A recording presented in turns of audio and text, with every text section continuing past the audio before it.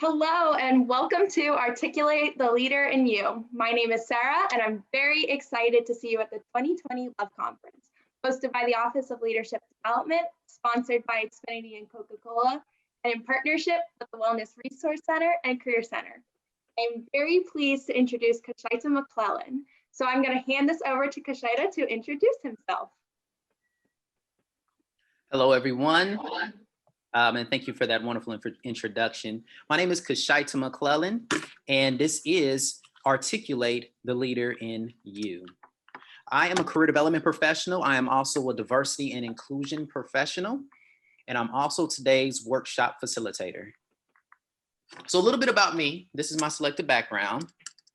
I'm going to minimize my screen so I don't have anything in the way. I am a certified career advisor. I've also worked with hundreds of employers regarding their talent needs. So sourcing talent, recruiting talent, developing pipelines. I've created dozens of initiatives to connect students with employers. So that includes career fairs, internship placement, speed mentoring, class visits, info sessions, and a lot of other things as well. I've also helped hundreds of students as well as alumni with interview preparation, resume assistance, and with placement. So this is today's agenda.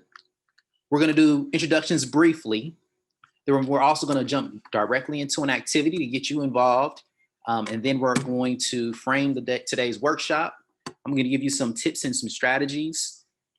Then we're going to try to apply a little bit about what we're talking about. I'm going to give you an opportunity to ask me some direct questions, and then we're going to go right into another activity.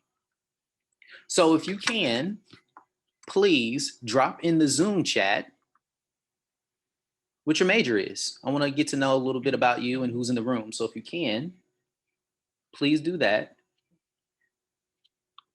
And I'll open that up.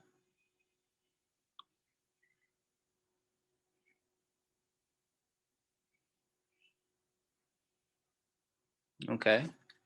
So we have tourism and hospitality management. We have media studies and production. So on a scale of 1 to 10, can you tell me how well do you believe you are able to articulate your experience currently on your resume? And if you don't have a resume, that's okay. Just put NA in the chat.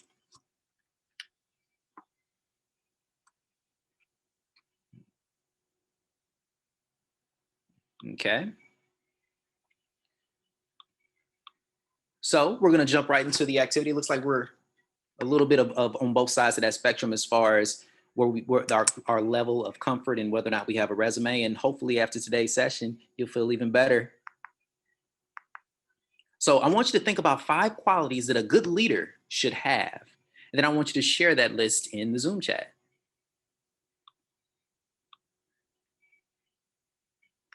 I'll give you about 2 minutes to do that.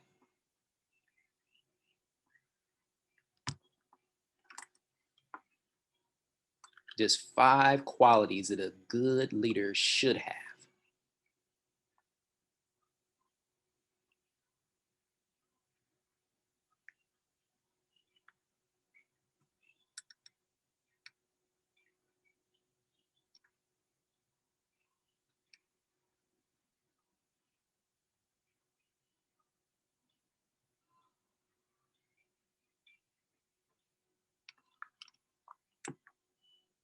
Okay, I'll give you another 60 seconds. Okay, I love what you've provided.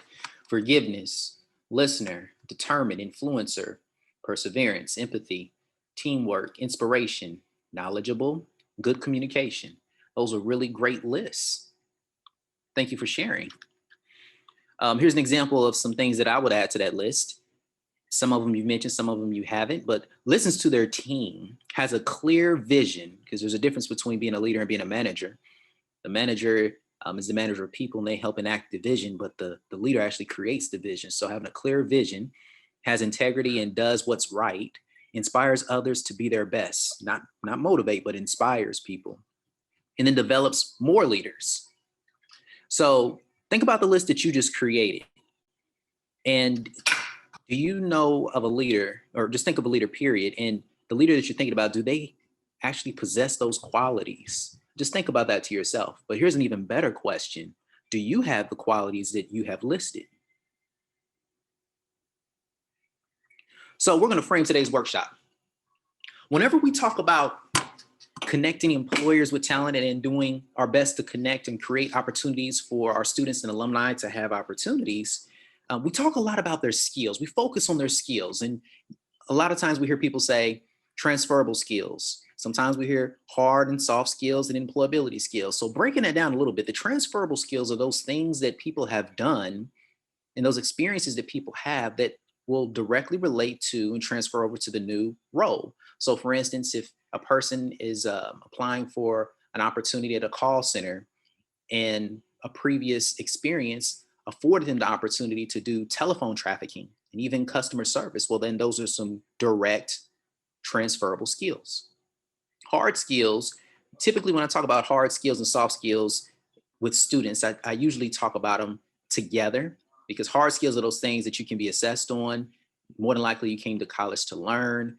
So if we're talking about, let's say a nursing major, for instance, a hard skill, something they can be assessed on that they came to school to learn might be drawing blood, right? You can tell whether or not they've done that, and that's something they can put on their resume, et cetera, et cetera. Your soft skills are not necessarily those things that one came to college to learn, but they hope they pick up along the way.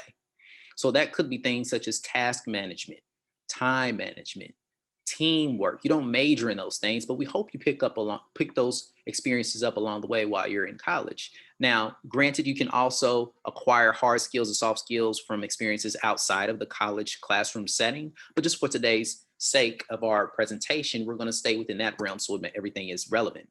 Employability skills is a more relatively new term that people use interchangeably with soft skills. So what are those skills that employers are looking for that are going to help individuals be successful with that employer? And on your screen, you'll also see a stereo. It's a car stereo. It's a Pioneer. I don't know if y'all listen to Pioneer or purchase Pioneer speakers and Pioneer equipment, but that was one of the things that we did a lot when I was in high school and when I first got to college. So we purchased our son a Pioneer speaker or Pioneer stereo system for his car about 2 years ago. And this would be a great opportunity for me to help explain skills to students that are participating in this workshop. So your Pioneer speaker or your stereo speaker, it has the ability to, in this case, have a smartphone connectivity using Bluetooth. You can talk on your phone through the system. You can play music, MP3s, etc. Now, what we want to do is when we're telling the stereo, giving the stereo the instructions to hit play, we want the car to actually hear that information, receive it, and be able to play it, right? Well, the car speaker, or excuse me, the car stereo, it has a set of wires behind it that connects to wires that are also in the car. Now, those wires are, they don't come automatically threaded appropriately to be able to connect with one another. You have to purchase a harness and maybe even do some other things to make them speak, to be able to transfer those messages, that information from the car stereo to the car so that it's able to play and you can hear it. Now, when we're talking about our skills, our soft skills, our hard skills, our employability skills, whatever that might be, I've got a question. What is the best specific skill from each category? Interesting. We'll come back to that one. That's a good question. Let's come back to that one. So if you look at this list right here, these are skills that you probably want to be able to talk to either on your resume or your interview. Whenever an employer is looking for talent, they're going to ask questions around these themes right here. So problem solving, they want to know how you are with your problem solving. Tell me about your customer service experience. We've already mentioned time and task management. They want to know a person can work independently, but tell me about your experience working on a team. You're a quick learner. Tell me about a time where something brand new came into your repertoire, something you were responsible for, and how did you respond to that? Technology, what kind of technology are you familiar with?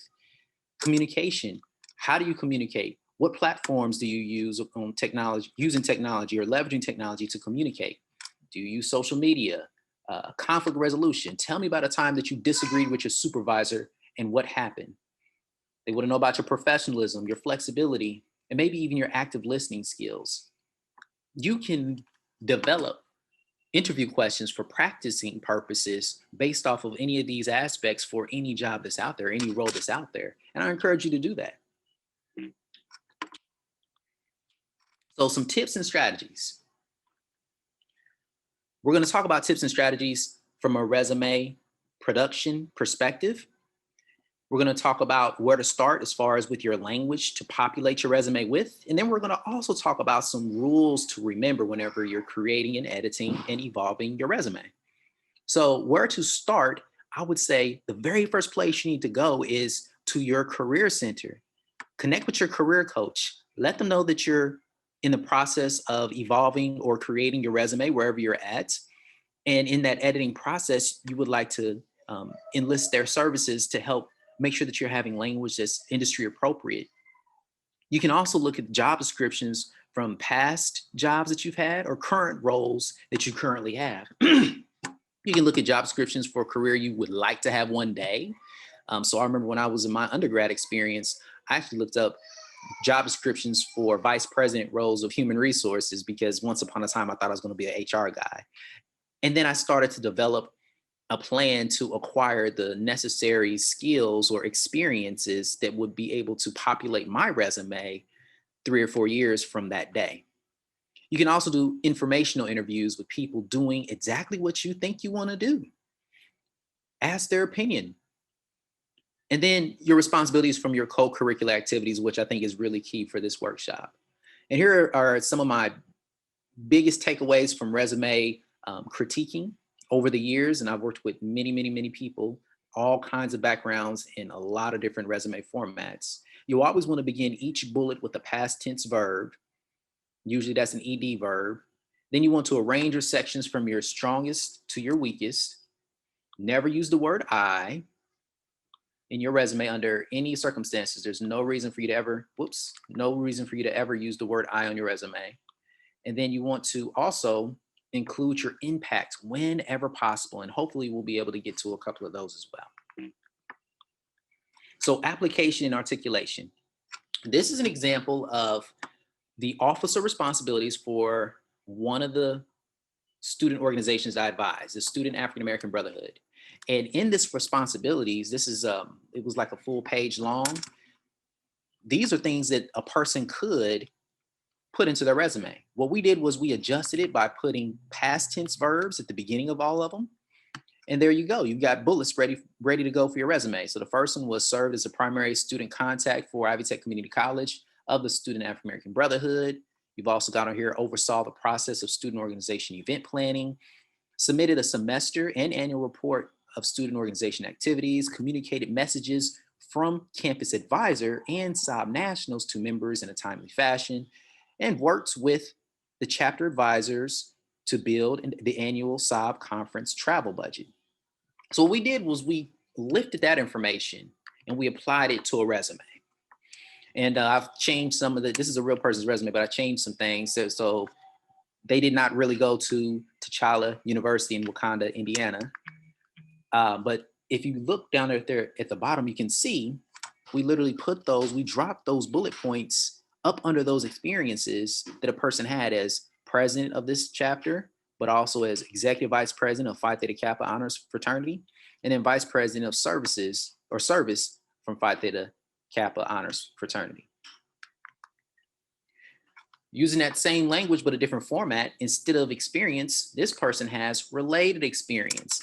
And they wanted to be intentional about removing items that would connect them directly to being a student. So what they did was they went in and they removed that language. So if you see that first bullet, it says, served as the external spokesperson who regularly interacts with college officials, oversaw the process of event planning, completed all organization purchase requests, submitted a semester and annual report of organization activities. So they just lifted the words, or actually omitted the word student wherever possible to make them sound more like it was a real job in this case. And then under work history, this person was a work study, and they've got their bullets right there. And they also had a section that they listed for their recognitions and affiliations. So in this case, they put their leadership as well as membership packaged together in a section titled Recognitions and Affiliation. Now, the next example, this person did something different. They separated their leadership roles and affiliations. So right there in the middle, you can see where they have the president, executive vice president, and 2 other vice president opportunities. Then under that, they have their affiliations. So in these, they were just members or affiliated with these organizations. So those are some examples. We're going to also look at a job description. Again, I think it's always a great idea to look at job descriptions to find out language that you want to use as industry specific, utilizes those buzzwords that employers are looking for, and make sure that you're relevant. You talk about relevant things. So in the duties and responsibilities area, you can see some items. So this is for HR support, general HR support role. And this one, they're looking for someone who, I'll just point out a couple things. Partner with HR specialty groups to effectively manage employee leave of absence, short-term disability, FMLA requests, workers' compensation issues, OSHA requirements, relocation, PTO issues, and unemployment claims. They mentioned some other things too, but those are very specific HR terms, right? Performance management. Here we talk about resolving employee performance issues. Talk about training. We talk about compliance, and they talk in compliance, monitor all EEO compliance and affirmative action programs. Basic qualifications, what a person needs to have under their belt, strong communication and interpersonal skills. We talked about those items already, but under specifics, they're talking about the technology this person would need to utilize and have some familiarity with. And education, yes, they want someone to have a bachelor's degree, but they say that a person with that PHR certification is a plus. Knowledge of SAP, 3 to 5 years of HR generalist experience. And they also want someone that has knowledge of EEO, affirmative action, FMLA, ADA, unemployment and workers' compensation. So the average student is more than likely not going to have this experience, which is why you have to leverage things like internships while you're still in school, informational interviews, maybe even some job shadowing opportunities. And then this is the part where I'm going to pause for a moment because I know I've just shared a lot of information, and see if any of you have any questions for me. I know I said there was one I would come back to, and that question right here is, what is the best specific skill from each category? So, hey, all. I see that one too. So that's a great question. I would say the best specific skill from each category varies from person to person and by experience. So depending on who you are and what your experiences are, you want to always speak to what your strengths are. So if your skills are, I don't know, I know I mentioned this was for HR kind of role, maybe this person's skills, a person that's going for that kind of role will have a different set of strengths that they want to highlight, as opposed to someone who's going for, I mentioned earlier, nursing, maybe a nursing role, or if it was a construction type opportunity, there might be a different set of skills that are more important to highlight throughout that entire process. So whenever I work with and I coach people, I usually sit down with them and have very frank conversations about what that individual thinks makes them a rock star. That's usually the word I use too, rock star. What makes you so awesome? Because you are awesome. You are awesome. You just need to tell me why so we can put it on paper. Right? So that was a good question. I think it's always great to be able to, if you want to, you definitely want to connect your skills and call out your strengths that will be beneficial and lend themselves to whatever role or roles you will be applying for appropriate to your industry. So does anybody else have any other questions about that so far? I can jump in with a couple of quick questions. So I've actually heard that when you're currently working at a job, you're supposed to use present tense verbs. I don't know if you could speak to the difference between what it shows when you're using like past tense verbs versus present tense on your resume. That is a very great question. And there's something that's called stylistic and there's something that's called parallelism as well, right? So when we talk about parallelism, every resume that I work with people, I usually go for the parallelism perspective, which means when someone looks at your resume, you have all ED from the job that you currently have, as well as things that you haven't had in the past. Now, if you're talking about from a functionality perspective, having present tense and things that you currently do is not necessarily incorrect. However, you do have people that do this, that review resumes, they might not know all the rules. All they know is that things should look a certain way. And if it doesn't look like that, then you might, I do another whole talk about being able to get into that first pile. So there's a pile of resumes that people get an interview or a call back. And then there's a pile, the second pile is we're going to shred because we're not interested in. And we don't want to give anybody an opportunity to say, we're going to put you into that second pile. So I always coach from the perspective of, let's err on the side of conservative and let's make everything past tense. And I usually rationalize that by saying, you may be doing that in your current job. You might do it tomorrow, but if you've done it yesterday, or if you've done it in the past, it's still past tense. It's still something that you have done in the past. So technically speaking, it's still not incorrect, even if it's your current job. So does that answer your question? Yeah, it does. Actually, it leads into my next question a little bit. But when I've been like preparing my resumes, I've noticed that a lot of times resumes are looking a lot more modern. They're using colors. There's the chance they could even be using different fonts that are like normalized and potentially even including a picture. Now, I know I'm a little hesitant on adding the picture, but I just wanted to know like your opinion on modernizing the resume format. So first and foremost, key word you said was your opinion, right? Because there are practices, there are sometimes moves and shifts away from, but your resume is an extension of yourself. So if you disagree with anything that I say, it doesn't hurt my feelings. I have I've created hundreds, if not thousands of resumes for people and with people in all different levels, to entry level to executive level. And I would say that including images is not something that I typically coach people to do. The exception would be if you're going into an industry that's more like advertisement or PR, where you're trying to demonstrate mastery of a particular skill set. But if you're talking about most other industries, whether that be healthcare or business or logistics or whatever it might be, you want to give people something that they can easily digest. So when a person receives a stack of resumes, I got two different perspectives. Stack of resumes, maybe it's 100 resumes that they have to go through in 30 minutes. What they're first and foremost going to look for are quick ways to weed people out. And if they see a resume that stands out, you could get a person that says, you're making me think too hard on where to find the information I'm looking for. You must not know what we're about at this company. I'm going to put you into the not contact list because you're making me think too hard. Or you might have somebody that says, yeah, this person got an interesting personality. I don't know if that'll work here or not, but I might be interested in talking to them. Most people I talk to, most hiring employers say you go into that I'm not interested pile, right?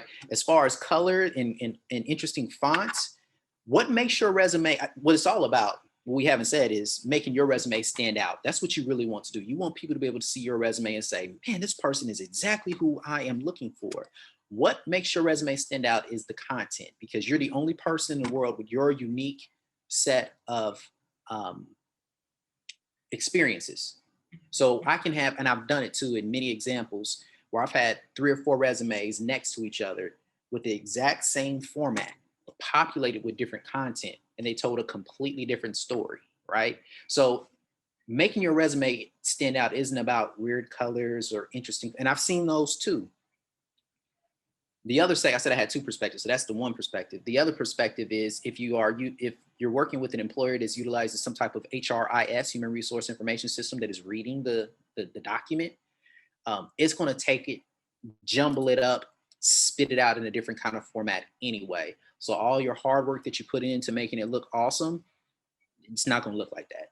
It's going to look like almost like a transcript from a text message or something like that. So does that answer your questions? would be perfect. Okay, I'll let you continue on with your presentation. Outstanding, thank you. So, review real quick. We talked about skills. We also talked a little bit about where to start as far as language for your resume, and then rules for your resume. And we also talked a little bit about student organization expectations and leveraging job descriptions. And you had an opportunity to ask me a few questions. So we're going to jump into another activity real fast. I want you to think about a project or experience that you've had, co-curricular, and just think about what was interesting about it. What was your role? And what was the impact? And it can be any experience. While you're thinking about that, I'm going to share something with you from another organization that I used to advise. I was a program manager for something called College Mentors for Kids. Phenomenal program. We had 90 people that participated in this program. 10 of those people were college students that were considered the leadership team. And I worked really closely with our chapter president, our chapter vice president, and our chapter activities director. I'm going to talk about the activities director's role for just a moment. One of the items that the activities director had to do was weekly come up with the itinerary for what the activity was going to be, because we met weekly, right? So this activities director would put together something like this every single week and would email it out every single week so that every person would know what they're doing whenever they meet. So College Mentors for Kids was a mentoring program that connected college students with elementary age students in a one-to-one match weekly. We actually bused them to our campus at the University of Southern Indiana. It was a phenomenal program. So some of the items that the activities director had to do, in the middle, you will see your role. That was what this person did. On the left, you'll see what is interesting about it. And on the right, you'll see the impact. Starting on the left with what's interesting is, College Mentors for Kids had 90 total participants annually at USI, 50 college students, 40 elementary age students. And we also partnered with at-risk serving elementary school. A few items in your role was develop weekly schedule for College Mentors for Kids program, identified items and supplies to purchase for weekly activities, and work with program manager to purchase supplies and operate within allotted budget. And a few pieces from the impact was ensured overall program success through planning for anticipated needs, led to smooth on-site visits, et cetera, et cetera. So whenever you're creating and populating your resume with bullet points, you want to say what you've done, that's your role, but you, if at all possible, want to also connect each bullet with either something that's interesting or the impact that you had.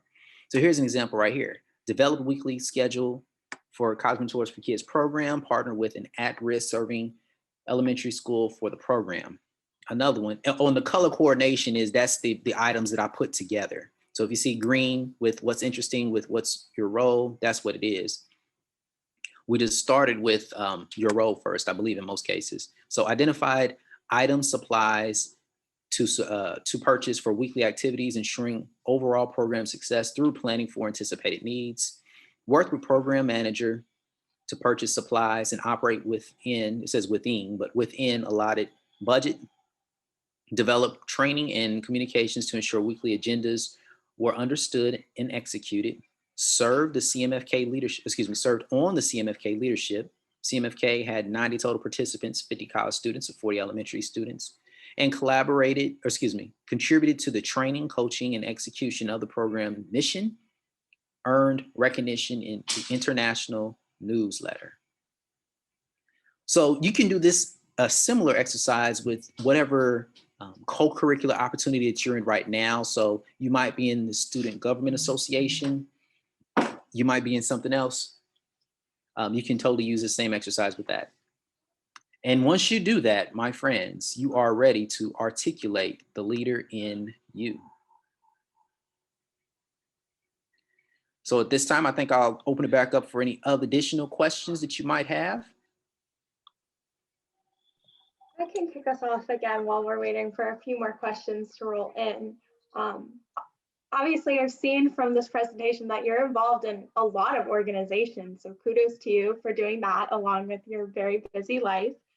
I've noticed that these organizations are typically involved with historically communities that were treated inequitably throughout the course of history. So obviously it's important for everyone to work on developing these skills to really make sure your resume reflects you. But why is it especially important for these sorts of communities to really show that their resume speaks for themselves and they can do what they say they can do? When you say these communities, you mean Any minority community, so Black, Latino, LGBTQIA, any community that has been historically oppressed systematically. Why do you think it's most important that they really show that their resume speaks to their skills? well, I think it's important for resume for. I'm trying to answer the question. I'm gonna try to make it. I'm gonna try to make my response very tailored because I want to give a blanket response, but dealing with historically disadvantaged populations, you have an entire history of um, disenfranchisement that follows people from those communities, right?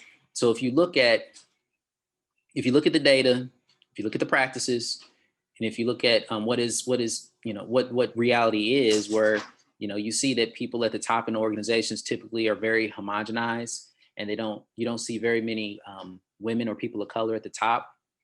And is that because women are less smart? No. Is that because people of color are less capable? Absolutely not. It's because there is something wrong with the system. There's something wrong with the process. That's why you continue to get the outcomes that you get. So it's important for um, traditionally marginalized populations to be able to articulate the leader in them, articulate their skills, their background, what they're bringing to the table on their resume, first and foremost, because that is the first introduction that one gets to opportunities. So whenever that resume comes along or finds itself in front of a hiring manager or an HR professional that is vetting potential candidates for a hiring manager, they want to see very quickly that this person has relevant experience, can communicate effectively, that takes the time to care about themselves. And we didn't talk about this, but if you look at, let's say, Microsoft Word or Pages or any other platform that you might use, there are a number of resume templates that are out there. And I'm not 100% against resume templates, but resume templates will give you an opportunity to have an idea of what you want to be on your resume.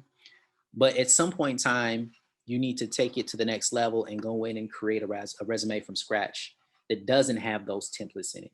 Because if, let's say, I'm the hiring manager and I'm hiring someone, if I receive a person's resume and it's on a template, that tells me that this person did not take the time and care into developing a resume that is extremely representative of who they are, because the resume is who you are on paper. It is the paper representation of who you are. So you want to make sure that you're giving your best to them. But if you're taking the easy way out, the lazy way out in the representation of you on your paper, then psychologically, what do you think that's going to tell me? How will I believe you're going to show up at work? Do I believe you're going to give me your best, or are you going to try to find an easy way or lazy way out as well?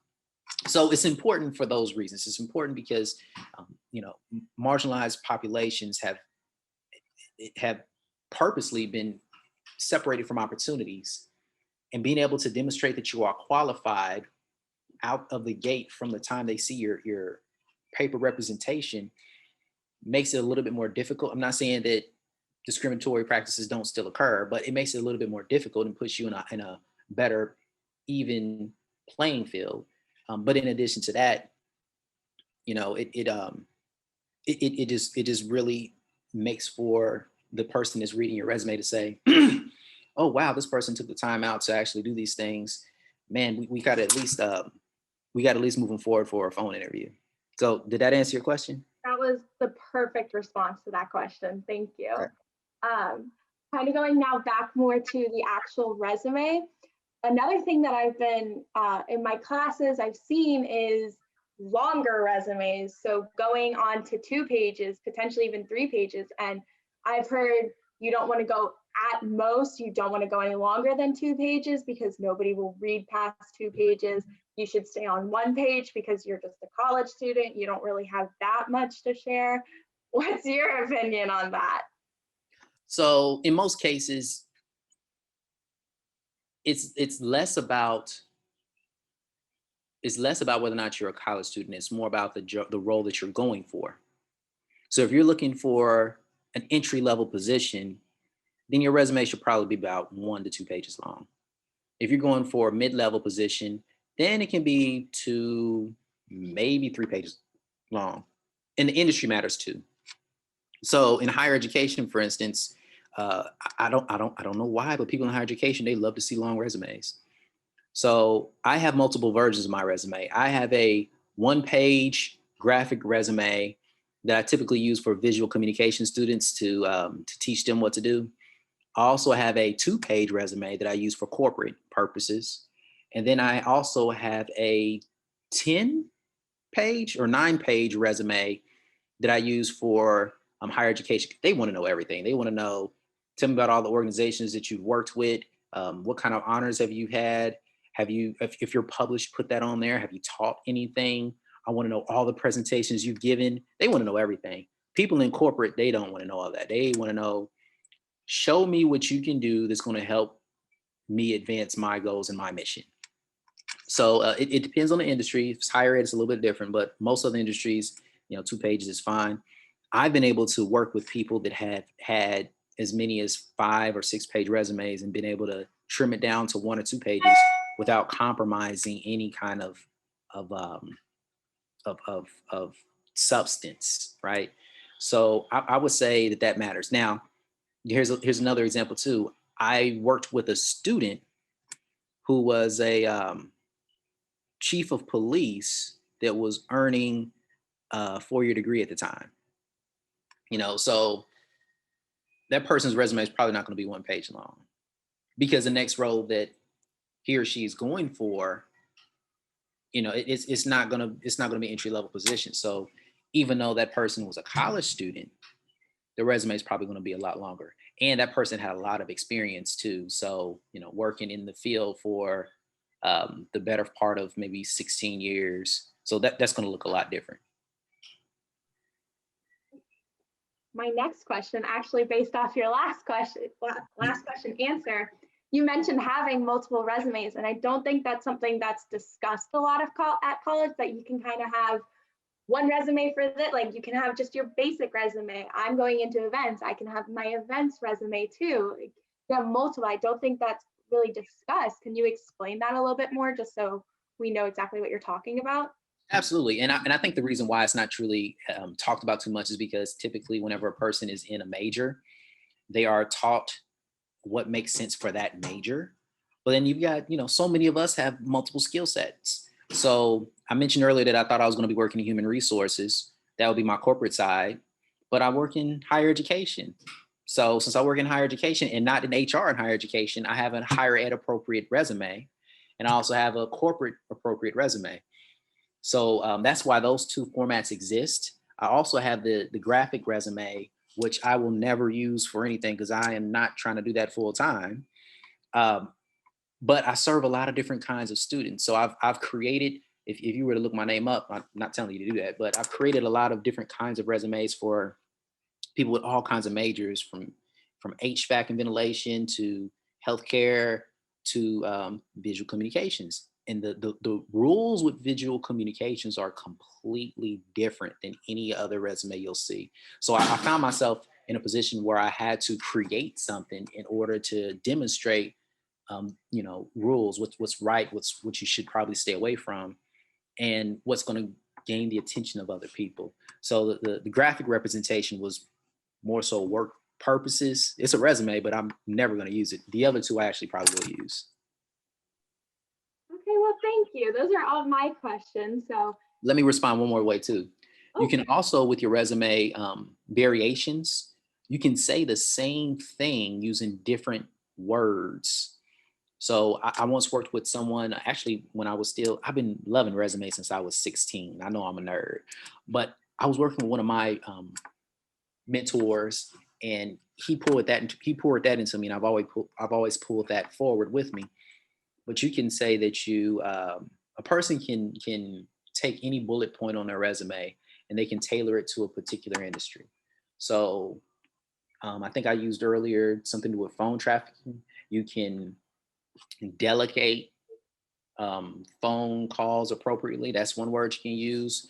Um, you can also distribute phone calls. So depending on what the industry is, you can use different language, and you can also, I don't know, monitored phone trafficking. So there's different ways you can say the exact same thing, and you can have a resume that's tailored toward or has more bullet points that use more managerial active verbs, and you can have a different set of verbs as well.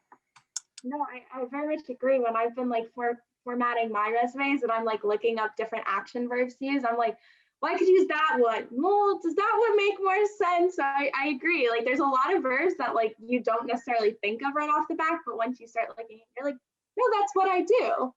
Okay. Well, thank you for doing this insightful workshop. I always love learning more about resumes because that is something that I've heard. It's called an active document. It's always being edited. So Yeah. you'll always be Living, learning. breathing document. Yeah. Yes. So thank you very much. I hope everybody has a lovely day. Likewise. Thank you for your time. Goodbye, Temple.